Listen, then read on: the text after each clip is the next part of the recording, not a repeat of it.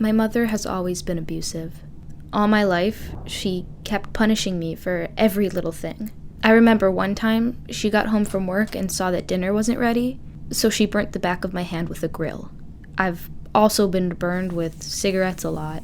My parents got divorced when I was a child, but despite her abusive behavior, I still wanted to live with her, together with my younger brother and sister. I don't know why I chose to stay with her. Maybe I still believed that she would change one day, but it only got worse. Even though my mom kept abusing me, she never wanted me to leave her. Somehow, I managed to go to college, but my younger sister and brother stayed with her. They were unhappy there. I knew it would be better for them to live with our father and stepmom, since they always cared about us. So I decided to help them get full custody. My mom, of course, didn't know that. Anyways, I went back home before Christmas to help my mom clean her house. This was basically my decision to give her a last chance. I thought if she could get her home out of hoarder status, and if she went to therapy, she would be able to have custody of my brother and sister again. I wanted her to get better because no matter what, I've always loved her. But, well, on Christmas Day, I was planning to take a bus to my father's home. My bags were packed, and I was waiting in the living room to say goodbye to my mom.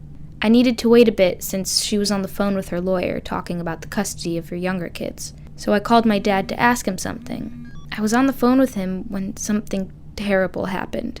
I remember my mother walking into the living room from the kitchen. She had a gun in her hand. Her eyes were dead, as they normally were whenever she was abusing me.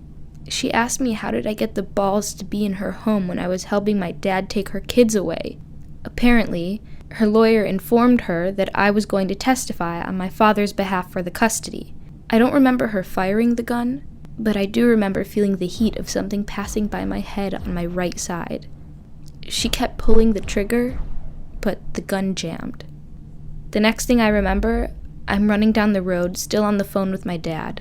I remember he kept screaming if I was okay. When I was 3 blocks away from my mom's house, I called a cab that took me to the bus station. My dad kept calling me to make sure I was alive. When I got to the bus station, I still didn't feel safe. I just kept watching the entrance of the station since I was afraid my mom will find me there.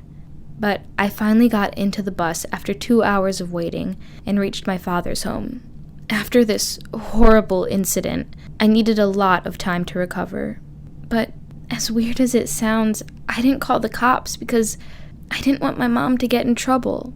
I haven't talked to her ever since, and we eventually got my brother and sister into my father's full custody.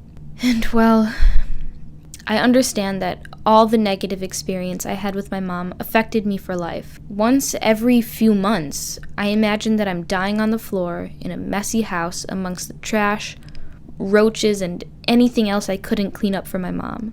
It shakes me up for a few days, but I understand I can't erase my past, so I learned how to live with it.